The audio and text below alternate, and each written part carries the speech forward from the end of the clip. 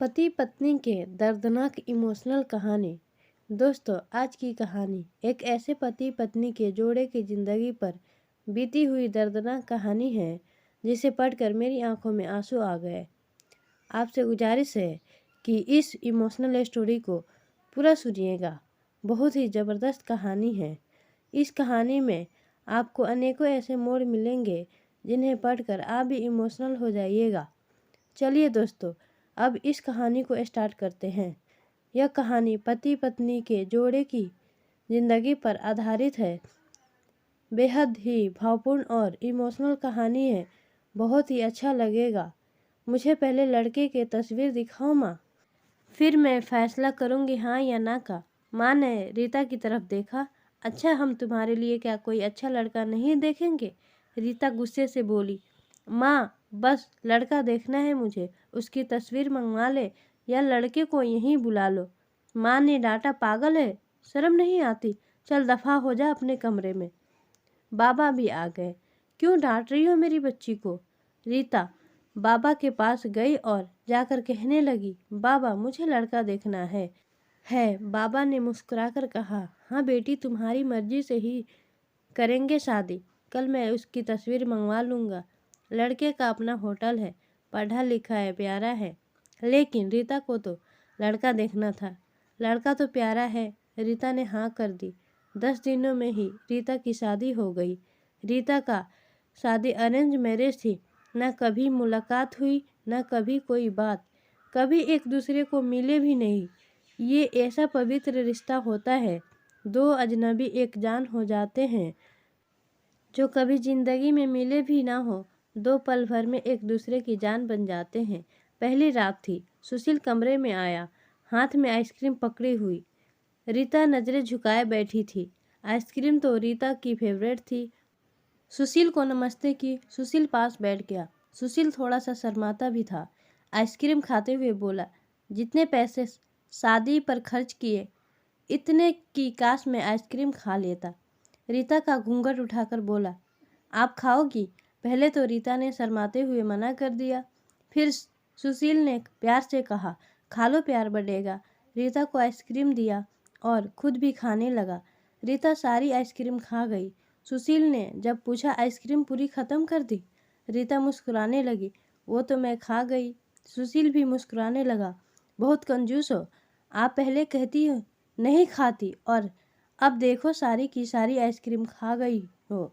यह आइसक्रीम 50-50 की थी। रीता सुशील को पहली रात इतना तो समझ गई थी कि सुशील का दिल का बहुत अच्छा है। रात भर मोहब्बत भरी बातें होती रही।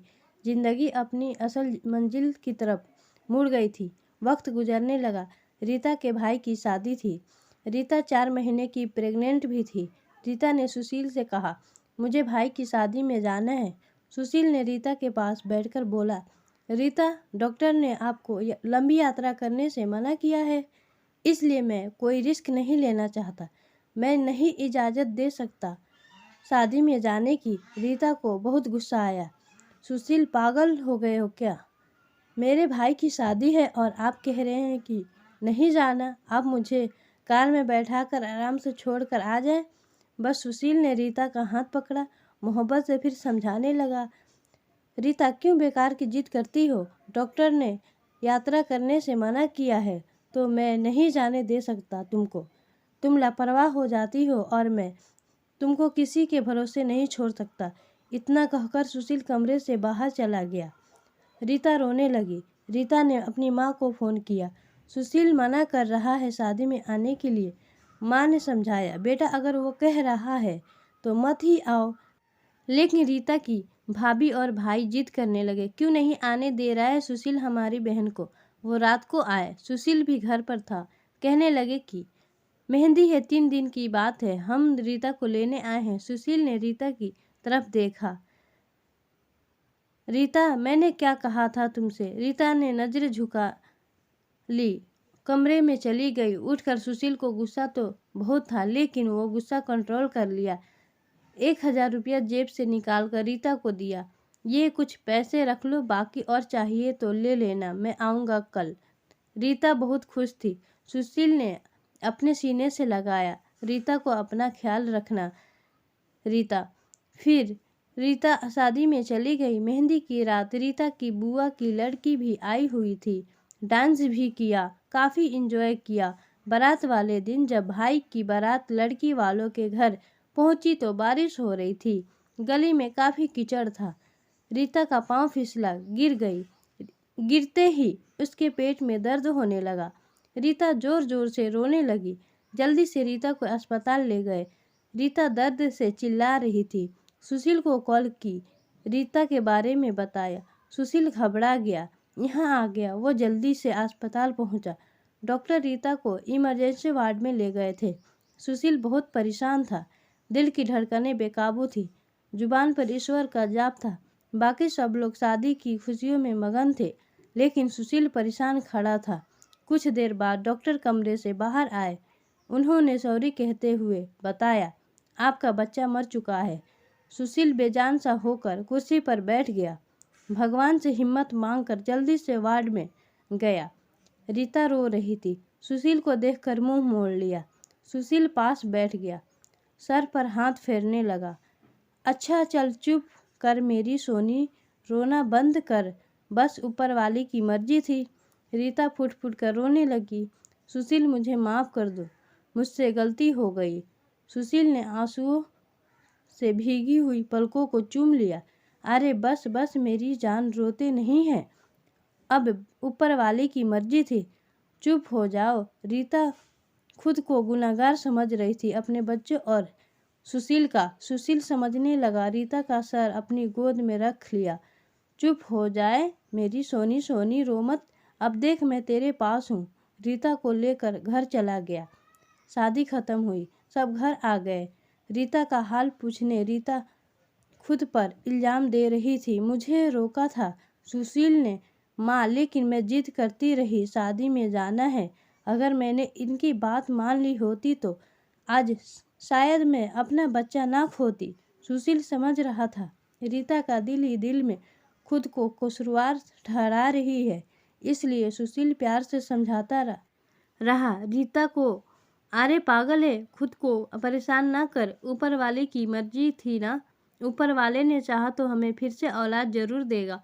रीता सुशील की आंखों में देख रही थी। सुशील आप इतने अच्छे हैं, मुझे डांटा नहीं है, आपने कुछ कहा नहीं। सुशील ने लंबी सांस ली, मुस्कुराकर बोला, जब तुमने मेरी बात मानी ही नहीं थी तो रीता अब कुछ कहने का क्या फ़ायदा। रीता समझ रही थी सुशील का खामोश गुस्सा।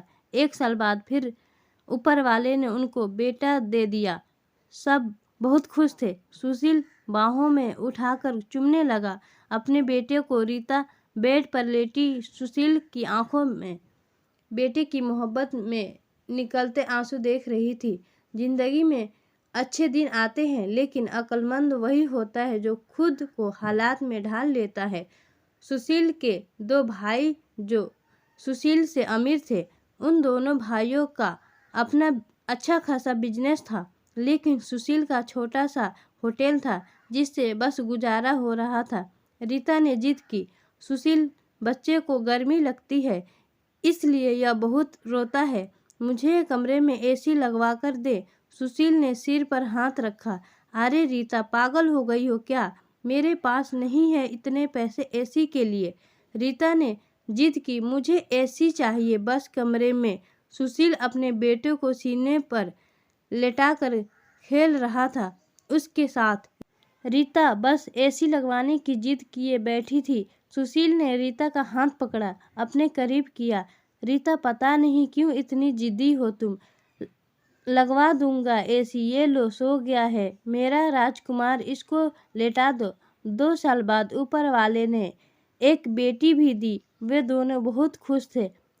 हर अच्छी बुरी ख्वाहिश पूरी करता था सुशील, लेकिन फिर भी छोटी छोटी बातों पर उनमें झगड़ा रहता था। बेटा 4 साल का हो गया था, बेटी छोटी थी। सुशील का होटल का काम अच्छा नहीं चल रहा था। सुशील कुछ परेशान था। घर आया, देखा बेटे ने उसका लैपटॉप तोड़ दिया था। रीता मोबाइल पर लगी हुई थी। सुशील ने देखा लैपटॉप टूटा हुआ पड़ा है। सुशील चिल्लाकर बोला, रीता ये क्या है। रीता ने देखा, ये आपके लाडले ने तोड़ा है। सुशील गुस्से में पहले ही था। रीता को गाली देकर बोला, तुम्हारा दिमाग काम नहीं करता, इसमें मेरा सारा डेटा था, तुम पागल हो क्या? जाओ खाना लेकर आओ। उठ जाओ, रीता गुस्से में बोली। सुशील, मैं नौकरानी नहीं हूँ, सारा दिन बच्चों को संभालूं और फिर तुम मुझे गाली दो। सारा दिन इतना काम करो और कदर इतनी सी है, गाली दे रहे हो? रीता खाना लेकर आई, बैगन बने हुए थे। सुशील ने बैगन देखे, चिल्लाकर बोला, तुम्हारा दिमाग खराब है? तुमको कितनी बार समझाया है, मैं बैगन नहीं खाता। सुशील ने खाना उठाकर फेंक दिया, उठकर बाहर चला गया। इतने में बेटे ने कांच का गिलास तोड़ दिया, जो हाथ पर लग गया। काफ़ी खून बहने लगा था। हाथ से रीता ने बेटे को एक दो थप्पड़ लगा दिए। बहुत तंग आ गई हूँ मैं तुम बाप बेटे से। बेटे को उठाकर कमरे में ले गई। रो रही थी, साथ ही उसमें बोल रही थी, 5 साल हो गए इस इंसान के साथ रहते हुए, कदर ही नहीं है। बेटे के जख्म पर मरहम लगाने लगी। इतने में बेटी भूख से रोने लगी। बेटी को गोद में उठाया। इस इंसान की ऐसी हरकत रही तो गुजारा करना मुश्किल हो जाएगा। रात भर सुशील गायब रहा। रीता ने भी फोन करके ना पूछा। रीता ने अपनी माँ को बताया, सुशील आजकल ना खर्चा दे रहा है, ना अच्छे से बात करता है, गालियाँ देता है। माँ ने कहा, अच्छा हम करते हैं बात उससे। सुशील को महसूस हुआ उसने अच्छा नहीं किया रीता के साथ। आज घर जाकर रीता को सॉरी बोलूँगा। घर आया, देखा घर में रीता के माँ बाप चाचा सब आकर बैठे हुए थे। सुशील ने रीता की तरफ देखा। रीता खामोश रही, नमस्ते किया। उसके बाद बात तो शुरू हो गई। माँ चिल्लाकर बोली, क्यों बेटा तुम खर्चा नहीं देते हो? रीता को क्यों गालियाँ देते हो? सुशील को बहुत गुस्सा आया। घर की बात थी, हम दोनों सुलझा लेते। सुशील ने गुस्से से कहा, इसको सब कुछ देता हूँ, ये बस तमाशा लगाना चाहती है। रीता भी गुस्सा थी, वो भी गुस्से में बोली, क्या देते हैं? वो महीने में 10,000 देते हो, जिसका दोनों बच्चों का दूध भी पूरा नहीं होता। एहसान करते हो मुझ पर, तुम्हारे बच्चों पर खर्चा करती हूँ। बहस इतनी बढ़ गई कि सबके सामने सुशील ने रीता को थप्पड़ मार दिया। रीता की माँ को बर्दाश्त नहीं हुआ, वो अपनी बेटी को साथ ले गई, दोनों बच्चों को भी साथ ले गई। सुशील ने भी ना रोका उन्हें। रीता नाराज होकर चली गई। रीता को थप्पड़ ज़्यादा जोर से लगा था, निशान बन गया था चेहरे पर। माँ भी रोने लगी। ना जाने पहले भी कितनी जुल्म करता होगा मेरी बेटी पर, कमीना इंसान। सुशील पहले से ही अपने होटल की वजह से परेशान था, काम ना होने की वजह से, और अब ये परेशानी बन गई। रीता मैके में थी, सुशील यहाँ घर में परेशान था। हालात इतने खराब हो गई, सुशील को अपना होटल बेचना पड़ा। 2 महीने गुजर गए, दोनों ने एक दूसरे से बात तक न की। दोनों गुस्से में थे। सुशील कहता, खुद गई है, खुद वापस आएगी। रीता की अकड़ थी, मनाने आएगा तो जाऊंगी। दिन गुजरते गए, 8 महीने गुजर गए, कोई बातचीत नहीं हुई। सुशील के एक दोस्त ने सुशील से कहा, विदेश जाना है तो बताओ, मेरे पास एक ही वीज़ा है। हालात काफ़ी बुरे थे। सुशील विदेश चला गया, नंबर बंद हो गया। 1 साल गुजर गया, दोनों ने कोई बात न की एक दूसरे के साथ। रीता भाई से खर्चा लेती, बच्चों को दूध या फिर दूसरी जरूरी सामान का। भाई कब तक दे सकते थे खर्चा, उनके भी अपने बच्चे थे। कभी रीता के बच्चे कोई नुकसान कर देते, कोई चीज़ तोड़ देते तो रीता की भाभी हजारों बातें करती, ताने देती। रीता चुपचाप सुन लेती थी। क्या करती, आखिर किसी को कुछ बताती भी ना थी।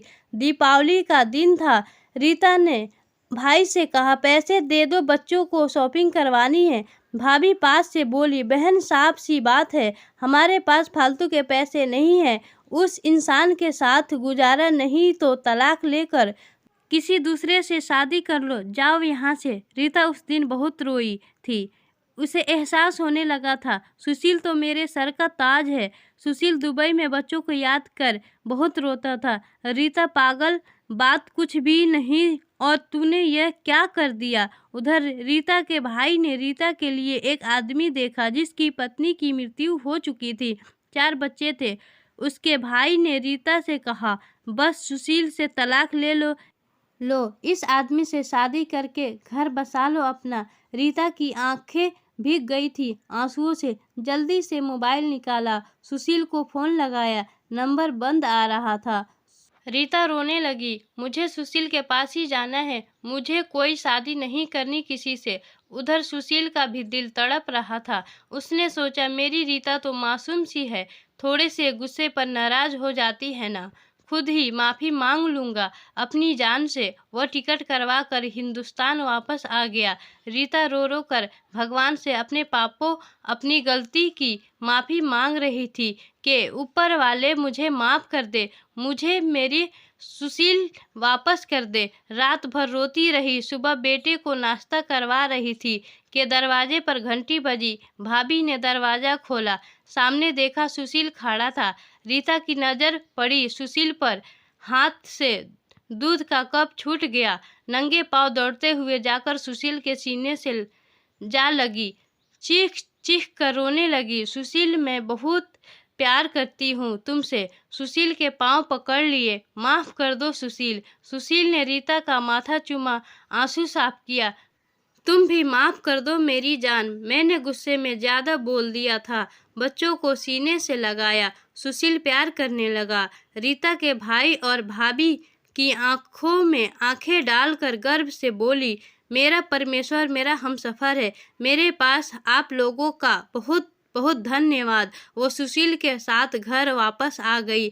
दोनों खुशी से सब बातें भूल कर जीने लगे। लेकिन वो इस समाज को इतना बता गए, जज्बात में जुदा हो जाना बहुत आसान है, लेकिन जुदा होकर जीना बहुत मुश्किल है। जो धर्म एक हमसफ़र महसूस कर सकता है, वो कोई और नहीं समझ सकता। गलत फैसला लेकर ज़िंदगी बर्बाद ना करे, ये सब वक्त के साथ बदल जाता है। हाँ, अगर नहीं बदलता तो हमसफ़र, अगर कोई नाराज़ है या घमंड में है तो जाओ मना लो, राज़ी कर लो एक दूसरे को, इससे पहले कि फिर देर हो जाए। अगर मेरी कहानी किसी एक के भी दिल में घर कर गई हो तो मेरा मकसद पूरा हो जाएगा। आजकल छोटी छोटी बातों पर घर उजड़ रहे हैं, अगर थोड़ी बर्दाश्त कर ले तो ऐसे घर ना उजड़ें। दोस्तों, सही कहा ना मैंने? आपकी क्या राय है? ये इमोशनल स्टोरी अच्छी लगी हो तो लाइक, कमेंट और स्टोरी साउंड चैनल को सब्सक्राइब ज़रूर करें। धन्यवाद।